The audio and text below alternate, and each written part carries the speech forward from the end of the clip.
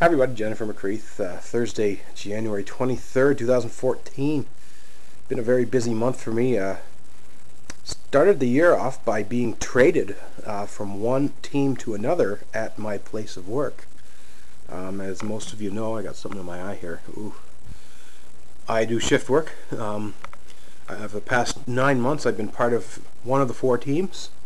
We rotate days, nights off, etc.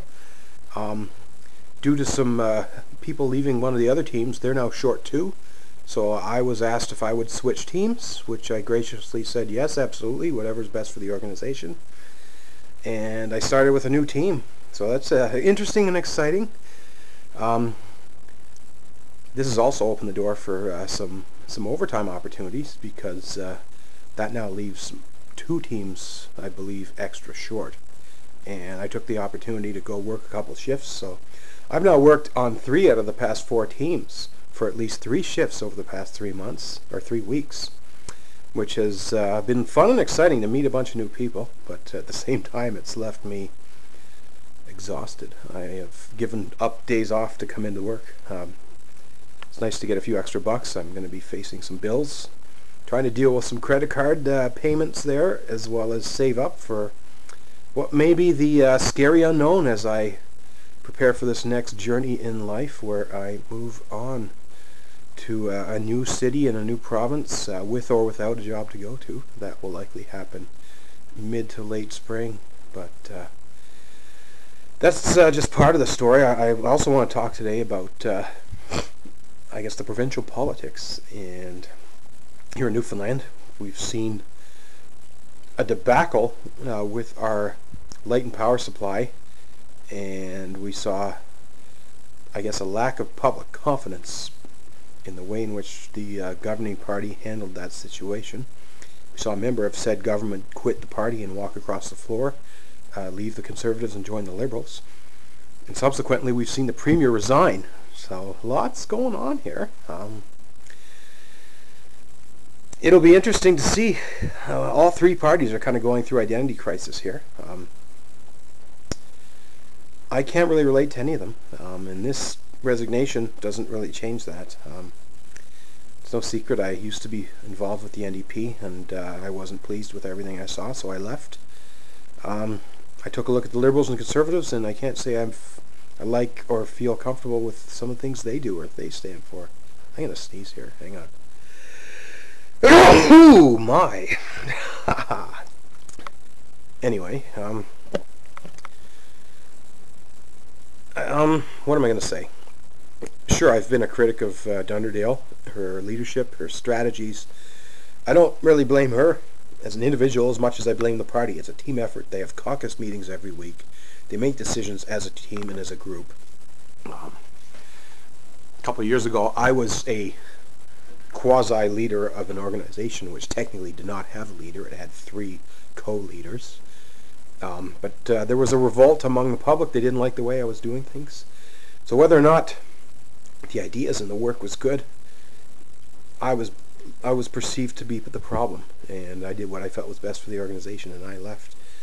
So I feel a little bit of kinship here with Kathy Dunderdale today. I think she's taking the blame and being used as a scapegoat for what really is a organization-wide issue. I'm not going to criticize or bash Dunderdale.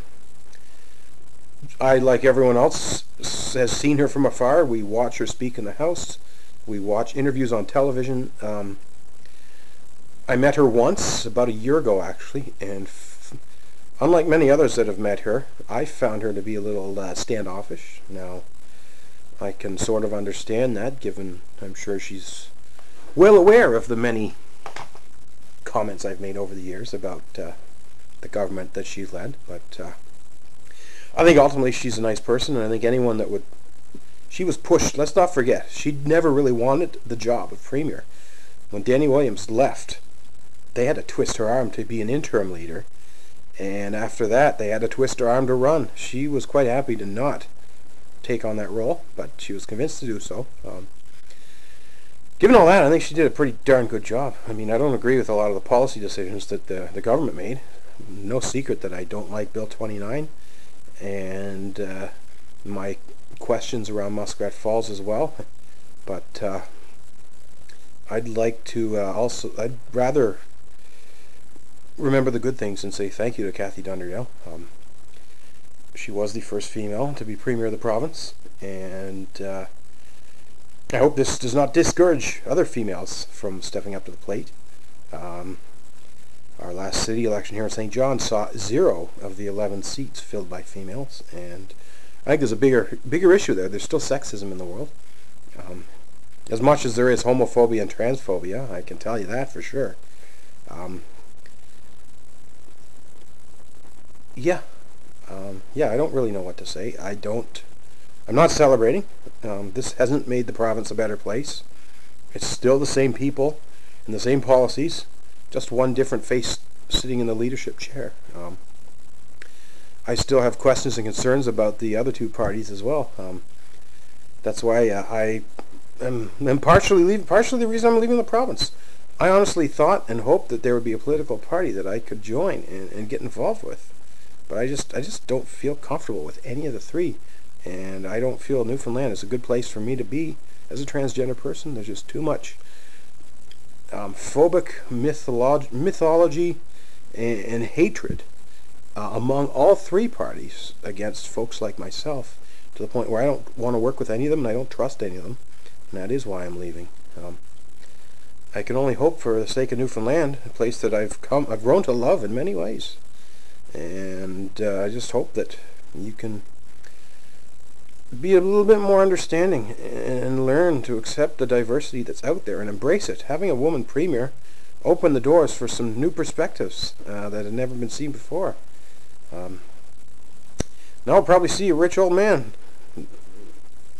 being voted in. It's hard to say. Anyways, it doesn't really matter. I'm not going to be here.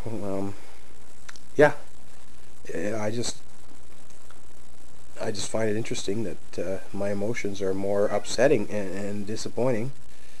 And as Tom Marshall said, I think history will show that we will be kinder to Dunderdale and remember her for all the positive things she has done, rather than dwell on the rough couple of weeks that she has had. So I want to be not the first, but one of many to recognize and thank her for her contributions, public life, public servant, especially as politicians. It's a lot of work. It's very stressful. I know it. I've lived it. My dad was a politician. My mom was a senior policy analyst. It rubbed off on me, to the point where I got into the business as well. And you make a lot of tough altruistic decisions. You put yourself second, and sometimes it's tough on you as an individual. It wears you out. Heck, I'm worn out, and that's why I'm looking for a rest and a change. But excuse me. Yeah, I'll stop rambling. Jennifer McCreath, thanks for watching. Still got to do a year in review video, which I will do soon.